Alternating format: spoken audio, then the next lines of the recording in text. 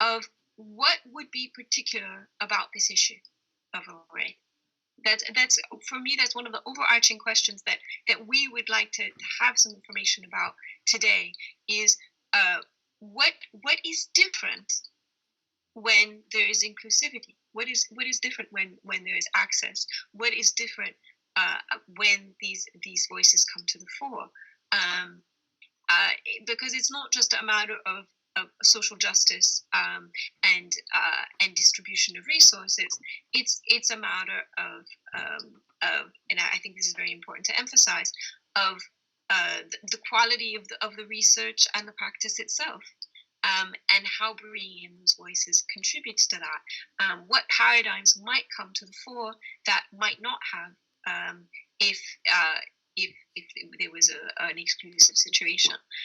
So I would really love to hear from you, as you're really an exceptional group of people, the kind of practice you're doing, what you're seeing in your communities, and also your own strategies for inclusiveness and for access.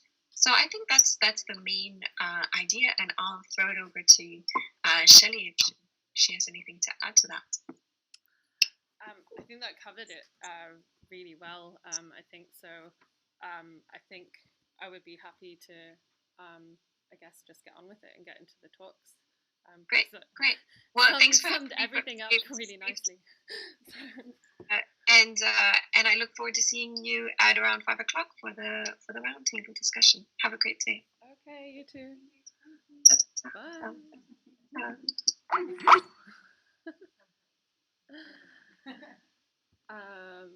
Okay, I've got a bit of a technical problem now because of the way I've had to set up the live stream, and annoyingly, yeah, this isn't even working, which is a bit frustrating. So hang on a second. Yeah, so essentially the streaming software that we're using, I should be able to just connect my webcam directly, but the streaming software won't see my webcam, which is really frustrating. So I'm trying to do it as a QuickTime movie recording via the webcam and just putting that on the screen and streaming my screen. But QuickTime is also not behaving very nicely, so that's also very useful. I'm just gonna on my phone. Yeah, but I've kind of distributed the link to YouTube, so it would be really good if it could go to YouTube. Yeah, that makes sense. I'm just going to try this one more time, and if it's totally useless, then we'll work something else out. Recognise the camera that's in your laptop? No, the only option it's giving me is screen recording. Like a screencast streaming, so... Wait, are we going... Am I telling you to go to... Video, go to video capture device. Go to video capture device. Where is that? In the settings? No, go to the plus. I just forgot video capture device at the bottom. I just go okay. Press device. Sorry. Okay. Blame me. But it's not, I'm still not getting, should I see something here? It's not, the device isn't selected, so click. Oh, there we go. Great. Yeah. Joanne, yeah. I'm going to have it click something. I wonder if you might have an edgy way of logging in. Okay, we're all good now. So we're going to go straight to Marlo de Lara, who will hopefully tell you the title of her talk at the start of her talk, because I don't have it up immediately. Solidarity. Solidarity with Sonic Sisters, Tales of Acrimony in Resistance. Great. So that's Solidarity with Sonic Sisters, Tales of Acrimony in Resistance. And so let's go to Marlo.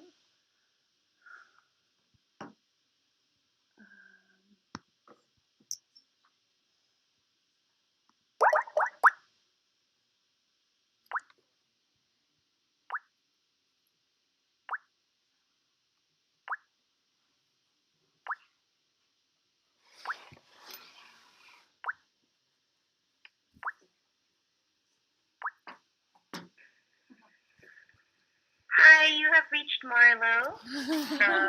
Leave me a message.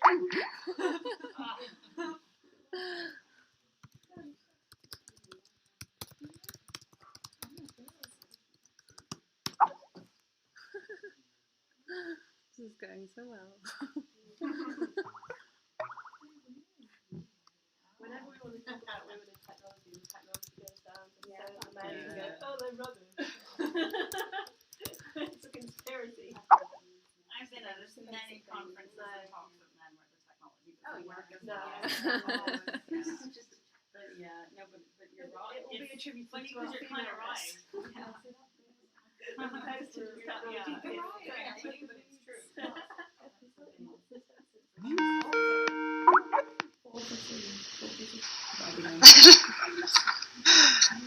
Hello. Hi. How ridiculous is this? Can you guys hear me? Yeah. Hello? Yeah. There might be a slight delay. I'm in the middle of a rainstorm at my parents' house. So if it's really hard to hear, apologies on that. I can't hear anything from you guys. Can you so hear? Hello? Hello? Hello? Oh, now I hear you slightly. Okay. It's I'm a bit far away from the laptop, unfortunately. So, and yeah. okay. I can see Amble. Hi, girl. Just so you know, we're live streaming, so Okay. Just if that affects anything you say, just letting you know. Yes. Well, so there is a bit of a delay. So, should I just get into it? Yeah, I think so. Just take it away. Okay. My heart breaks often, and when it breaks, I immediately remove myself from the situation. I take distance to critically assess the damage, all the while aching from the betrayal. I continue to mourn the loss of an ideal not met as I recover, analyze, and weep. The deepest of these wounds comes from the communities I strive to nourish and support. It is a fragile space that requires a careful footing that privileges the previously socially degraded knowledges and subjectivities.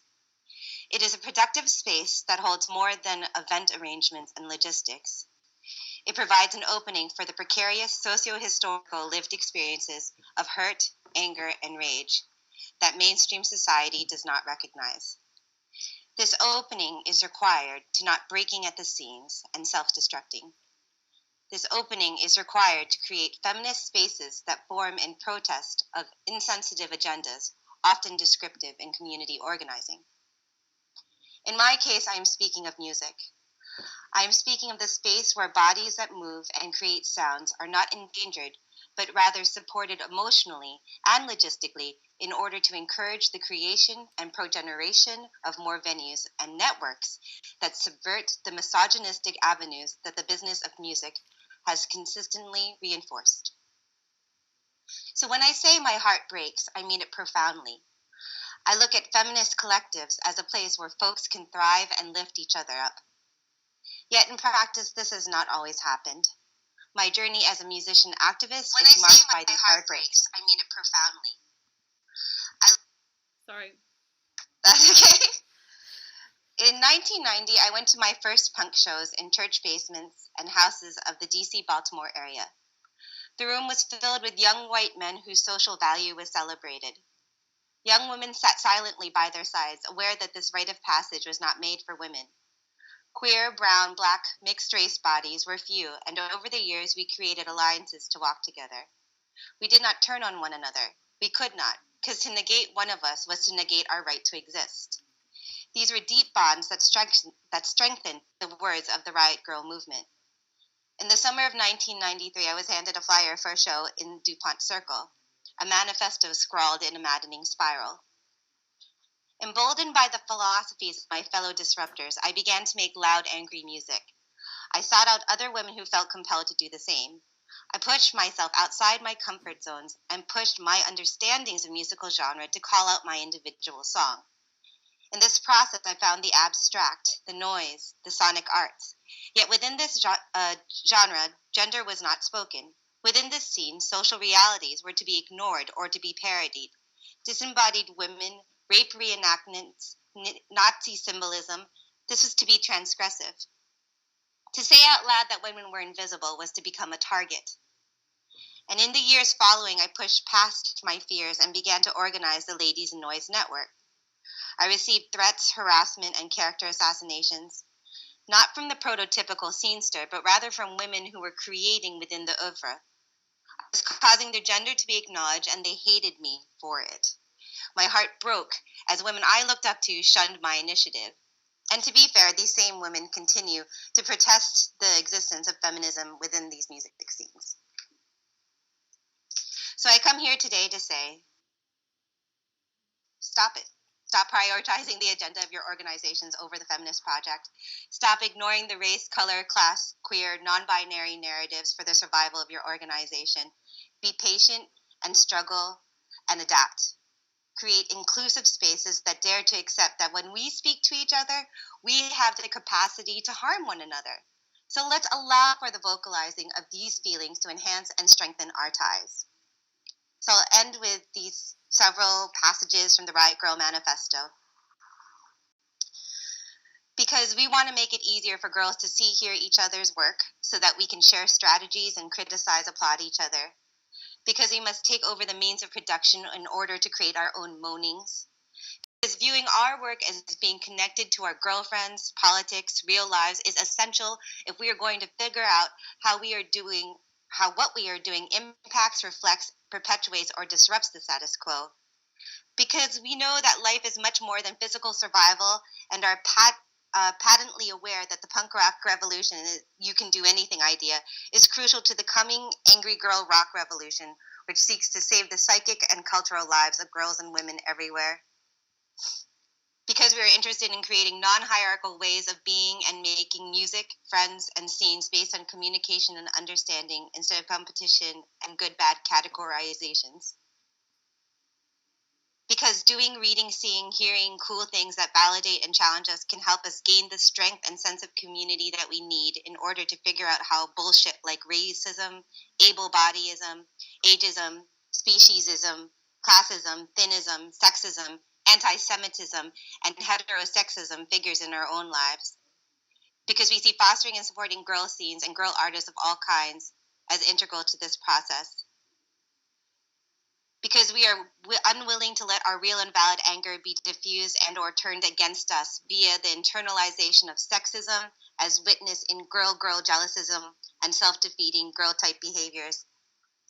Because I believe with my whole heart, mind, body, that girls, and I'll insert women here, constitute a revolutionary soul force that can and will change the world for real.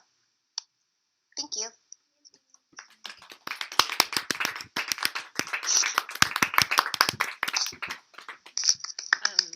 Thanks, Marlo. That was great. Are you around? Can we stream you back in for the after we've got Amble talking now, and then Silvia, I think. But then we'll have a discussion. So maybe you could stream back in for the discussion if that's okay. Totally. I'm watching the live stream all day, so I'll be here. Great. Cool. Well, I'll let you know then. Miss you guys. Talk soon. Bye. So, I've gone into full screen mode. Amber, you're next. Yeah. Are you using the projector? Yeah. Yep. Okay. Analog. Do you want to? Should I just turn the webcam around, or? To be honest, you need to be near my computer mic, so it might be good if you just come here. Okay. I'm just gonna. Sorry.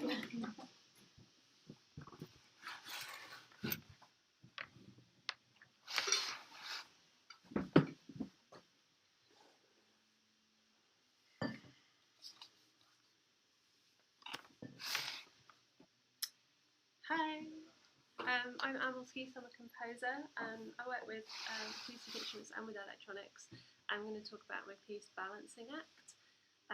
I wrote the piece in response to an experience at a place we shall call Department X, because we're being live streamed. And my experience at Department X, I'm sure a lot of you will be nodding, but the ratio of male students to female students was like 28 guys to 3 women. All the staff were male, and most of them had been trained at the department, so they had this kind of bubble thing. I think in the first few weeks I started noting down in the back of my notebook every time somebody was cited in a lecture, and there was 130 citations, and 3 of those were female artists or writers. So I kind of brought this up. Oh, and all male concerts as well. You know, go to the Department X concert and it would just be all male stuff. And every time I'd sort of say jokingly, "Oh, look, there's no women on the stage." They would be like, and I'd be like, "No, I'm serious." So you get comments like, "Well, you know, if there were any good female composers, we'd have heard of them." And like, you know, we can't, if they're not there, we can't talk about them. And I was just like losing my rag, and you have this bubble where, you know, it's their responsibility to train the next generation. So the next generation of young guys are thinking, well, there weren't any women involved in the development of electronic music. And I was just like, if you went to a department and after a couple of weeks you noticed that they weren't talking about Jewish people, you'd be horrified. Or if, you know, it's like, oh, we don't talk about Jewish composers because they didn't really contribute anything, you know. And yet when there's no women involved, it's like, oh, well, it just didn't happen. And so I sort of said, well, maybe I could start a women in electronic music study group, you know. We should get together, we could bring examples, we could talk about our favourite. And I was told, well, it's not really relevant to the majority of people here. Which again is like flipping that logic. Like, why do you think it's relevant for me to sit through like weeks and weeks and weeks of you talking about men then, if you're not willing to sit in one study group about women? Like, it just was mind-blowing. So I eventually lost my rag, and they advertised another department concert, and I just put on the Facebook advert, oh, what, no women again, in capital letters with a question mark. And holy shit, it went mental. I had like 3 weeks of bombarded with abuse from people on email, on Facebook, people telling me I should shut up, I didn't know what I was talking about, how dare I, who did I think I was? And pretty much every single comment, when you distilled it down, it was like, I've told you to shut up once, you should be shutting up, and if you're not shutting up, you're being aggressive. Know your place. Wow. That was the tone of everything I was getting. And it just kind of blew my mind. And I was also told, well, there aren't any women in the concert because no women applied to be in it, which was a blatant lie because I had applied to be in it. So then they said, oh, well, you know, you're just bitter because you didn't get in. I was like, no, I'm pointing out that you're lying. So anyway, I as in a response to this, I decided to apply for the 3rd time. And at this point, they kind of couldn't say no because it would just reinforce my point that every time a woman asked to be in the concert, they ignored her. They were also approaching people and asking for contributions, and none of those people were women. So when they were saying, you know, oh, well, women just didn't apply, it's like, but you went over to that guy and said, could you put something in the concert? Why didn't you come to me? You know, why didn't you go to any of the other women? Plus the fact we did apply and you didn't reply to our emails, and then you're soliciting stuff from other guys who've already been on the stage 2 or 3 times. Anyway, so I applied for the 3rd time, and they very begrudgingly said yes. In fact, they didn't tell me yes, they told my male flatmate yes, and then told him to tell me. They wouldn't even reply to my email. It was so ridiculous. So wow. I know, it was ridiculous. So I wanted to bring all these female names into the department and just like put them on the stage and be like, for years, these women have not been allowed in this room. This is like a hallowed room of music technology, and the women's names are not in this space, and so I want to bring them into the space. So I did some research. I got up to about, I think it was about 1,464 female composers and female technology users who used, they might not call themselves composers, they might be performers or improvisers, but women who work with technology. And I put those names through oh, hang on, I've got to method before, hang on. Right, so the aim was to balance the lack of female names in the concert hall, to counter the argument that there aren't any female composers, and to force the department to hear those names, just as I'd had all the male names imposed upon me. So the performance is a balance between computer and human being, and it's a balance between what I can do as a woman on the stage and what a computer can do in terms of communication. And so the computer lays witness to women's engagement in technology. I put the names into the computer, and the speech part of the computer speaks those names out. So it's almost like they would listen more to the computer telling them than they would listen to me telling them. So I wanted to, and it's kind of a she was here, and it references kind of ritualistic power of female speech and kind of spell casting and the phrase "so mote it be." It's like, now that I've said it, it will become a reality. So I wanted it to reference all of that female power, to bring it into the space and to let off this kind of magical reaction, because I felt there wasn't really another way to engage change but to drop this kind of magical spell in the space. And the piece references how patriarchal structures don't hear women's voices as anything but noise. You know, when women begin to talk, quite often men will assume women have dominated a conversation. There's a really lovely app where there's a blue button and a pink button, I think, and for when you're in a meeting, and when a man's talking you hit the blue button, and when a woman starts talking you hit the pink button, and then at the end of the meeting it will tell you what percentage of the meeting was male dominated and female dominated. And psychological studies have shown that men feel that women dominate the conversation if they talk for more than 33% of the time. And the same in Hollywood movies. Even if it's a leading piece about women, men will still have more dialogue than women. So it's this whole thing about women's voices being kind of noised out of places, yet being told that they're dominating at the same time. And then the third sort of meaning in the piece is that it's completely beatless. And it references the masculine beat in electronic music as opposed to the feminine voice of electronic music. So quite often in production, you'll get all the guys in the studio building the beats and making the piece, making the thing itself and doing the creative bit, and then they'll get a girl to come in and just sing something over the top. And that's kind of as much as she's allowed to contribute to electronic music. So this is about the female voice, and it's completely beatless because it's saying, you know, it's kind of taking that voice as the whole building of the piece, as opposed to saying it's just a layer you put on something that somebody else built. So I took these names, I fed them into my computer, and then I routed the disability speech component into Logic through SoundCloud and just hit read, and it just read out all the names into the computer. The audio file came in at about an hour, and seeing as they'd only allotted me 5 minutes, it wasn't really practical to just, initially I just wanted it to read out every single name, like alphabetically, but they weren't going to give me enough time. So I started layering them up to see kind of how it would sound, and I layered them up using Moore's law. So I had them in 4, then 8, then 16, 32, 64, and I got all the way up to like 512,000 layers on top of each other, and kept kind of bouncing the block down and then layering on top of another block, bounce it down. So it's the doubling, it's a reference to data and how data is exponentially increasing. And as the number of layers increase, the more like white noise it sounds, because you've got the frequencies of the voice, although it's not completely white noise because it's fixed within the bandwidth of the computer voice, which doesn't have high frequency and low frequency stuff going on. So it's very kind of mid-rangey. But yeah, each layer, the names become more indistinct, and it serves as this metaphor of females being noised out of history. And then on top of that, I kind of built a structure of that, and what I wanted to do was really draw people's attention and to make it very intense, and for it to be almost a battle for them to hear. So I put these sine waves in that sort of serve as an alert and a summoning of energy. And there's some really low frequency uncomfortable rumbles, and there's some very high frequency kind of dancing on the top of it, and I kind of want it to be quite sickening and uncomfortable, and to kind of to reference how I felt when I was being given all of that kind of crap, and it's to sort of challenge the listener to maintain their focus in that intense battle.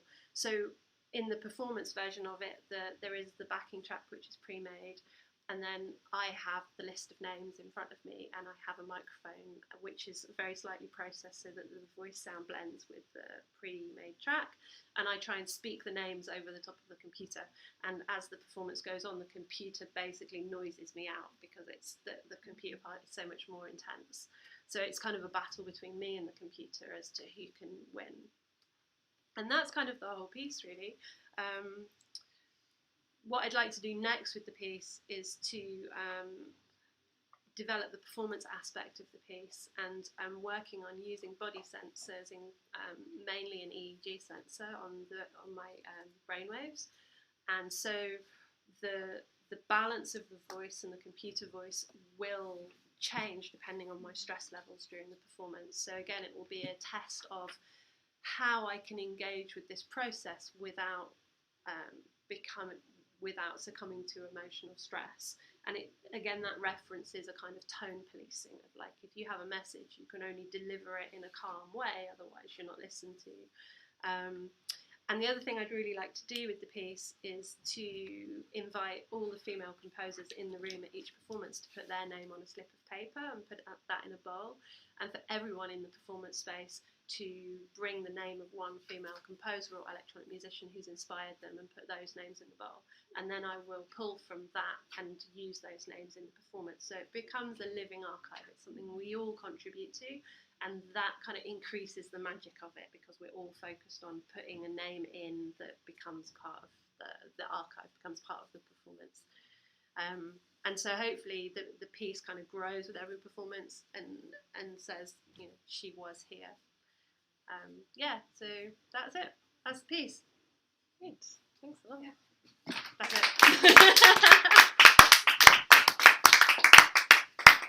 Thanks. So next up is Silvia Rosani.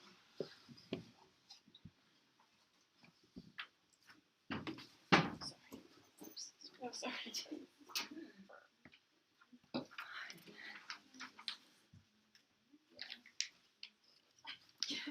Yeah, of course. Get out of there.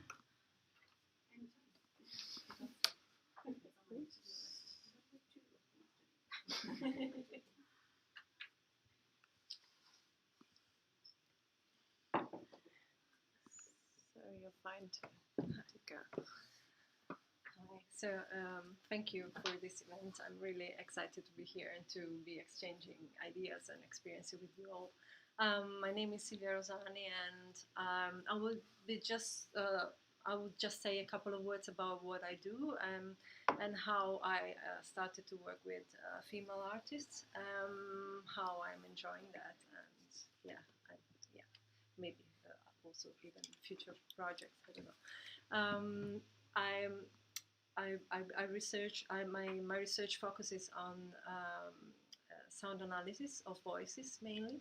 I try to establish an innovative connection between text and sound through the sound analysis of voices. So I basically project text into the domain of speech. I analyze human and animal voices as well. And then I resynthesize them with instrumental synthesis or electronics or both. I like including voices into my music because I think this entails that there are also beings who produce these voices, and this opens up a sort of intersectional perspective to my work, and also interdisciplinary perspective to my work. So, for example, I try to investigate the socio-political context of the people whose voices I'm recording and analyzing, so that I can inform my piece with that as well. So, I'll be talking maybe about a few examples of what I did. And then, so the idea of including voices is related to evoking the aura of these beings within my pieces. So this can be, related to research and work by art composers like Grise, Morel, Levina, other artists. But I found that there is also the tendency in women composers to include life in sound. I mean, I've recently read about Lockwood recording rivers and also connecting the voices of the people who live around those rivers to the sound of the river. And I was always surprised when I read about composers in the past that analyzed sounds and voices, but they treated these sounds like as very interesting sounds, but just sound-wise. While for me, it is kind of automatic to think, yeah, but who produced these sounds? I mean, why? And yeah, so to investigate further. Yeah, so this is my interests are voices and the use of technology so that I can include them in my work, and the use of technology also to make it more interdisciplinary. And when I was a fellow at Academy Schloss Solitude, I started to work with other artists, female artists mainly. I didn't do it on purpose, but it just happened, and I really enjoyed that. And it was funny how we influenced each other. And after a few years, I was working with a sound poet, and she asked me about what kind of interface she should be buying. So it was really cool to see that we were pushing each other farther in our work. And with Kinga, we developed a performance about it as a metaphor of the role of women in traditional Hungarian families. She wrote a collection of poems where she would develop these characters, and so they were sort of interconnected together. And we developed this performance on two in particular. One is called Controller, the other one is called Snowball. And the performance is about a woman locked in a snow globe, basically. I was the controller with all the machines and the cables, and she was this woman stuck, let's say, in this life with no freedom or of choices or no education. And it was also funny because when we started to perform, of course, we were, two women, so it was also going to the field of gender issues in a sense as well. So it was a bit provoking the audience as well.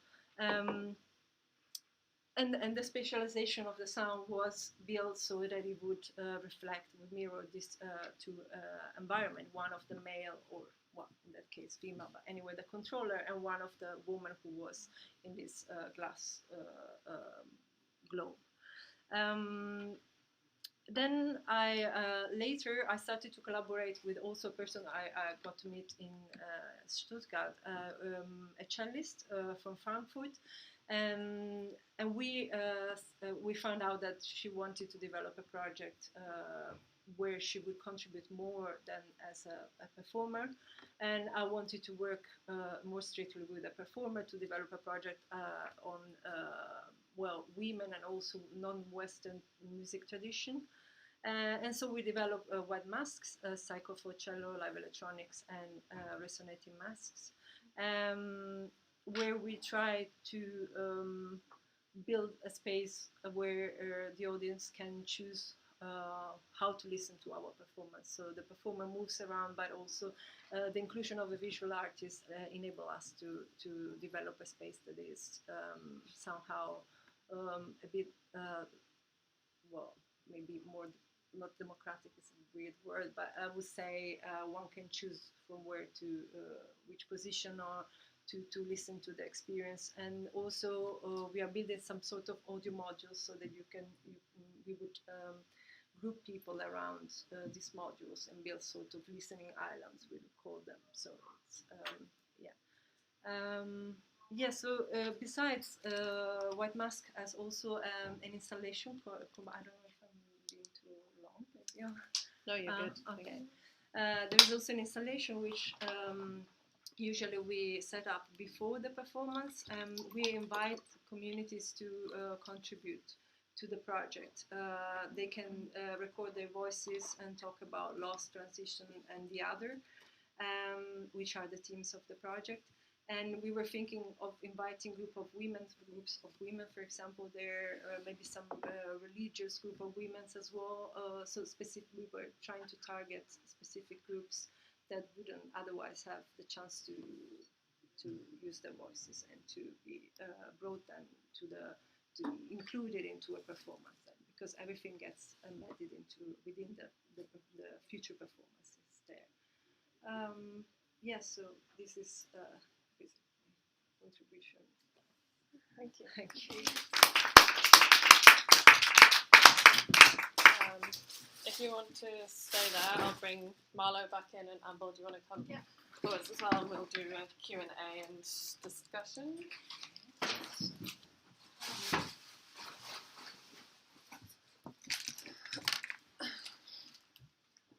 Just have to do some technical faffing, and then we're good.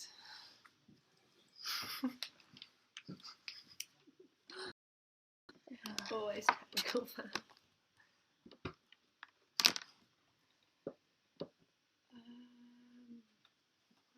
Is that not going to come on automatically? That'd be really annoying. Can you just press on that little screen there? There's like a... Oh no, it's fine. It's working. Sorry, it was just slow. So... Where's my Skype?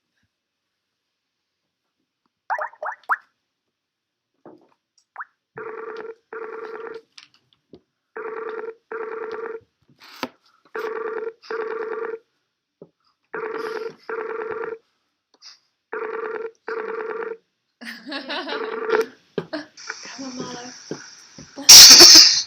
Hi, Marlo. Hang on. You're very much That's fine. not in shot. That's totally fine. Marlo's just posted a really ugly picture of me on the internet. Thanks. Sorry. That angle's not very flattering on anyone. Maybe we can see you a little bit. I'm being drowned out by the computer. No, it's fine. Yeah, so I guess this session I kind of grouped these three talks together because I thought they were like really interesting, different perspectives on the way that women's voices are heard and where they're heard and the sort of places that women's voices can and are allowed to exist. So yeah, does anyone have any questions? Or comments. You need biofeedback with your technology. Yes. So the stress level so you need to control your frequencies. Yeah. To not trigger the machine, which is also something Okay, so basically you can take the EEG signal into Max MSP and I know what you mean. Just how do you get hold of that sort of equipment? Oh, there's a thing. Well, there's loads of sort of things online that you can buy, like little kind of gadgets. The one I use is like a meditation gadget called a Muse, and it's just a headset, and it's built for a meditation app. So the more calm you get, the more kind of birdsong it plays to you. But the people who developed Muse developed it so it could be hacked and used in other ways, and they've kept it open in that way. So you can quite easily route the data from Muse into your laptop. You just connect it on Bluetooth, and then you route it into Max, and the data comes through as numbers. And so, and then you can route that into like a graph. And so, obviously, you know, the higher the numbers go, the more stressed you are, and the calmer they go. And then, you know, use some kind of data cutoff in Max to just have the two faders. So there's the live fader with my microphone, and there's the fader which is just controlling the playback. And the higher the numbers go on the stress monitor, the louder the computer gets, and vice versa. Yeah. So it's quite a simple bit of patching, really. Yeah. So it's kind of about that tone policing of like, okay, well, she's talked too long or too loud. Yeah. Or she's now getting angry and trying to make her point forcefully, so we're going to drown her out. Yeah, like that's the kind of the idea. Yeah. I've got another question for you, Amble, about I was just wondering about the reaction of the audience, or whether, that through your kind of, interventionist practice, in a sense, if there was any, if it kind of opened any topics for discussion or made some space in any way? Not really. There was a deathly silence. So the concerts are called discussion concerts. So usually a few days after each concert there'll be a group discussion, and anyone who's there can come and talk about the pieces. There was a deathly silence. People clapped politely, and then my piece was right before the interval, and I went out into the interval, and there was kind of groups of guys kind of huddling together, and like usually the head of department would come over and say like well done or anything, and like literally nobody would meet my eye, nobody would speak to me apart from my flatmate who was kind of standing there like, okay, this is awkward, but it was literally like I just thrown a bomb in the place. It was quite funny, really. It's totally crazy that just from mentioning a lot of women's names, that's like the reaction that you get. But the thing was, through the whole process, one of the key ways to silence women is to say, well, she's just crazy. So people had already been saying, well, she's having some kind of breakdown, like she's just crazy, you shouldn't listen to her. And I've also heard that said about other women in electronic music, where I've said, well, yeah, but what about what this woman said? They say, oh yeah, but I know people who work in her department, and she's just crazy. You don't want to get in with her because like you'll never get any like nobody will respect you because she's just crazy. Yeah. So there was already that kind of crap going on that was using the fact that I was angry against me. So again, this comes back to the tone police, and it's like if you don't deliver a message in the way that they think you should deliver a message, it's very easy for them to undermine your message. So those, I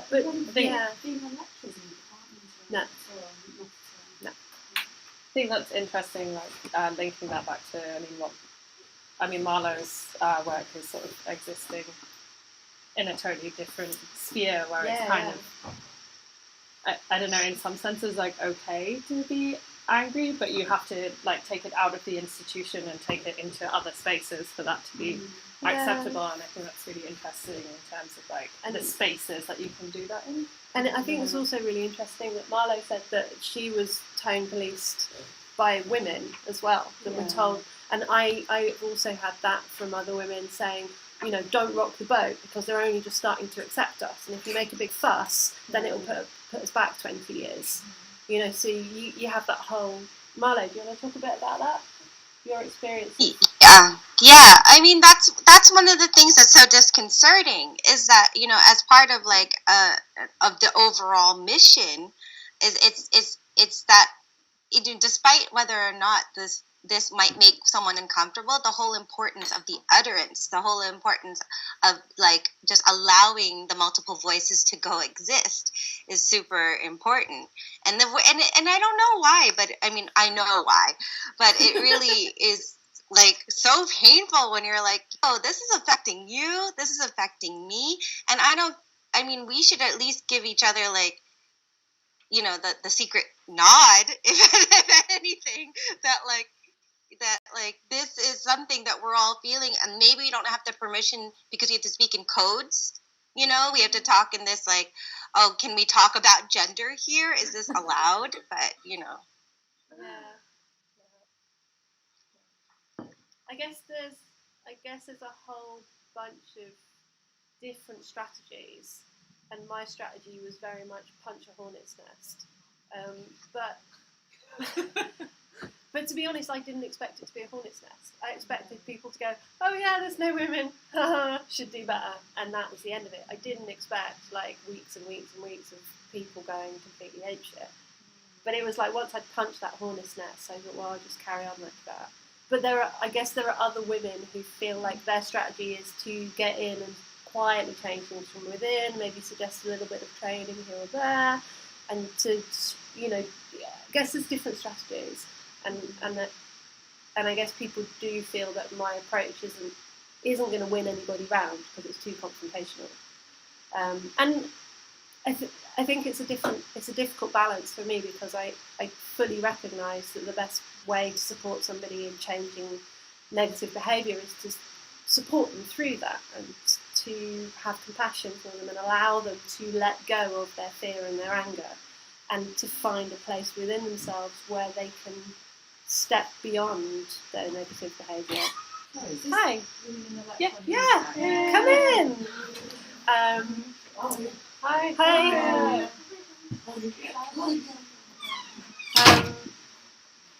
But then there's another side of me that just wants to like kick back a little bit and be like, come on, this is ridiculous. Why do I have to hold your hand through it? You don't have to support someone being bad. No, but I don't think you create change by being confrontational to somebody. It depends on your age. I think if you really want somebody to examine their own angry reactions, they need to be in a very safe space to do that. And by being confrontational towards them, it's more likely to reinforce their position than it is to unpick it. But having said that, then it makes it the women's work not only to experience the misogyny, but to coach the men through letting go of the misogyny. So it's such a kind of, it's something that I still struggle with. It's like the angel and the devil. Like part of me wants to hold their hand and say, like, you can just let go of this stuff. It's okay. Like we can all move forwards together. And whatever you're scared of, you don't need to be scared of it. And then part of me just thinks, no, you've had it your own way for too long, and I'm just gonna like shame you now. So I don't know. Institutions, like I called out a Leeds-based institution on Twitter for having 4 pretty much all male concerts, and they sent me this really sarcastic reply that was like, you know, oh, we interviewed one of them, and I was like, whoa, and then they kind of started apologising. Yeah. But in the midst of that, they asked me to like give them advice, and I was like, yeah, give me money. yeah. I get that all the time. Like me and Shelly had that recently, where we contacted an organisation and pointed out to them that their event they'd invited us to was completely inaccessible. And they were like, oh, we're really interested in your point of view. Maybe you could get on board and help us arrange things. And I was like, no, you get paid a salary to do this, and if you don't know what you're doing, step aside and let someone else do it. Don't rely on my free labour to train you up. Like, so I don't know. There's a part of me that's like, no, enough, and part of me is like, yeah, we need to be nice and talk them through it and support them and allow them to let go of their negativity. And I don't know. What do you think? Well, I think it's a matter of personality too. I mean, probably for me it would be like very violent. I love it, but I couldn't probably be that direct. I don't know. Maybe I'll try.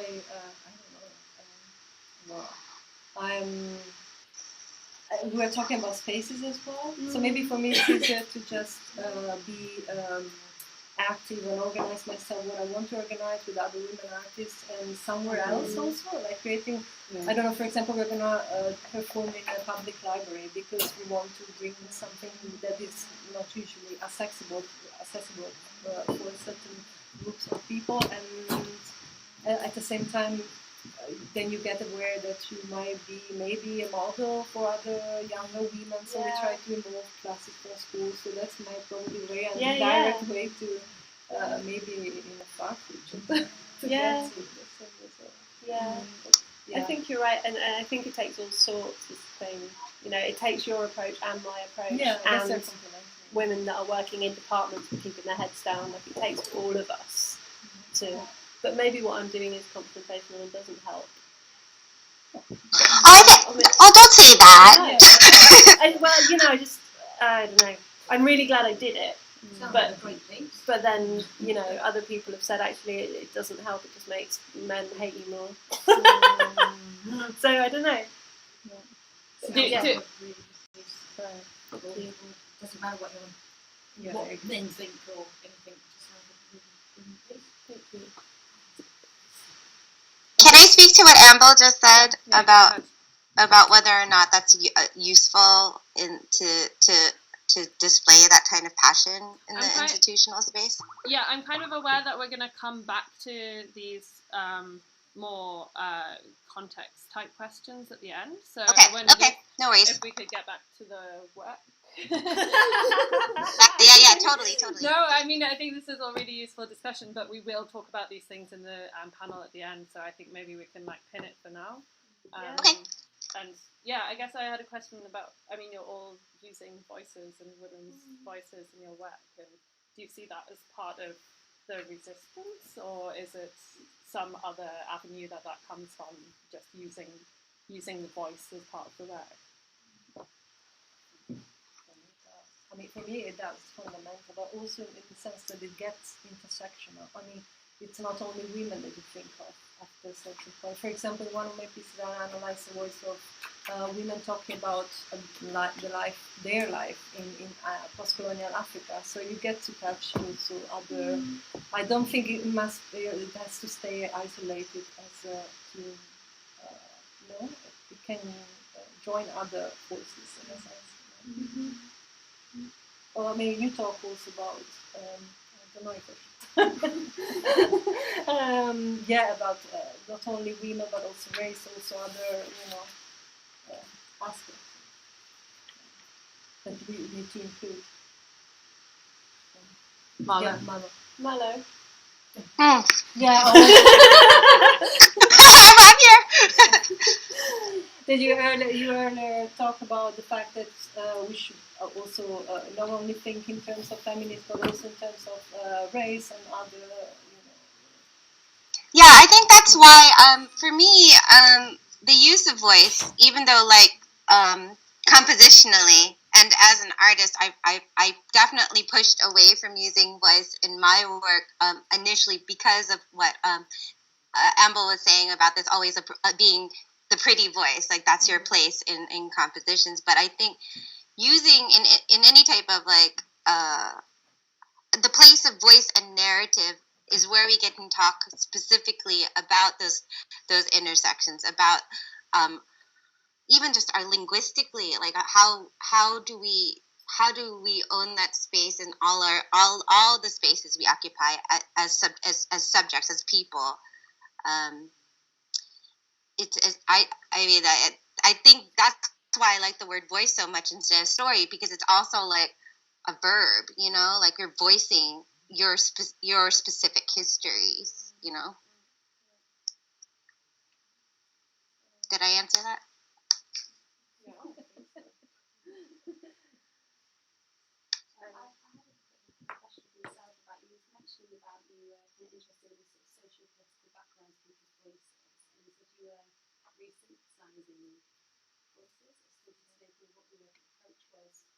Musically to that kind of age, did you sort of change the original voice, or?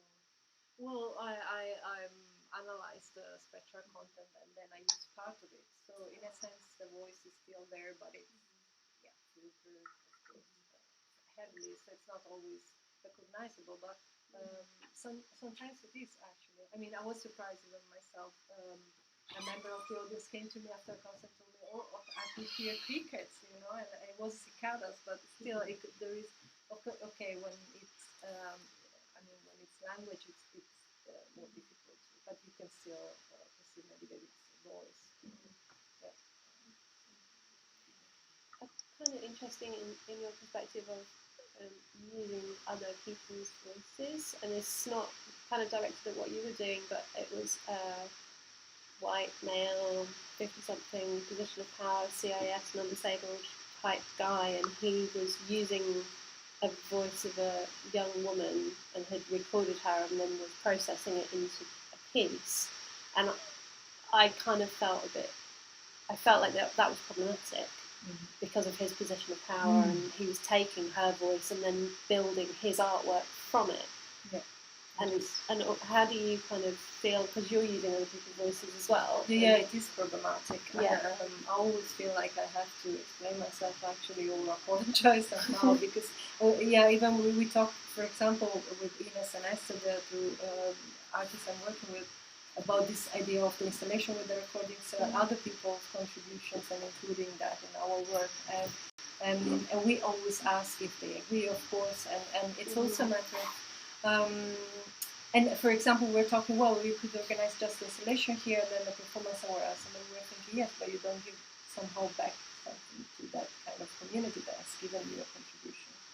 So we maybe see that as a sort of mapping communities and then bringing them around to other areas, or like, I don't know, bringing them across to others can go to the Stuttgart or yeah. But it is problem. I mean, but somehow you will never. I mean, if you use somebody else's voice, it's always problematic because it might not be the same. I mean, you have the features don't match in a sense. Not all the features match. Yeah. So I see it as a sort of.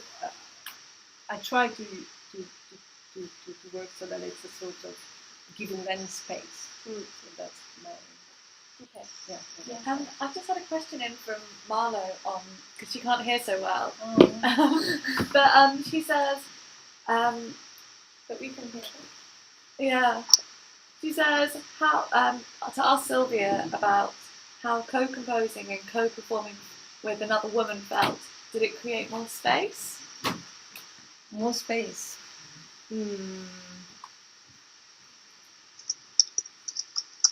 Well, yeah, I don't think it's automatic. I guess I don't know if you can hear me, Marlo. Maybe if I got it's. I don't think. Sorry, as opposed to working alone. Oh yeah, it did. It definitely did. Yeah, I think I love actually collaborating with other people. Yeah, I actually don't like very much performing alone. I don't enjoy all the attention, but when I perform with other people, I can enjoy it. Yeah, I don't know if you can hear me, Marlo. I can hear you parts of it. Oh, is the connection bad or it's just too quiet? It's the storm. It's okay. It's a very dramatic setting. Amazing. So can I ask about, I mean, you're talking about using the voices, and as someone who's done a lot of performing, are you then seeing these people as performers? Are they performers? Because it depends on how you view materials, doesn't it? How you're going to process it. Well, are you taking part of them or their art? Do you see what I mean? Because when I'm singing, I'm a singer. But no, when for I'm me, speaking to you, it's a different thing. For me, it's more. No, I wouldn't say because some contributions definitely not going to be perceivable. So you wouldn't. It's more about the fact that you actually take the content of their voices. So it's about actually having a specific voice in embedded, rather than the content maybe of the words. Or, frequency of voice. Yeah, for me it's like bringing them there in a sense. It's like I don't know if that makes sense. Yeah. I think we need to wrap up this session here. So I don't know if anyone's got any of you guys have any last comments you want to leave us with? No. Good. Well, then now it is the lunch break, and we'll be back online at 2:30. Thank you, Marlo and Silvia. Thanks, guys.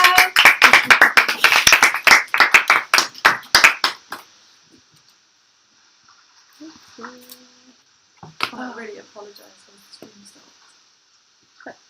No, don't think so. I just want to apologise for the beer smell. I had a bit of an accident with a can of beer in my backpack. I just think of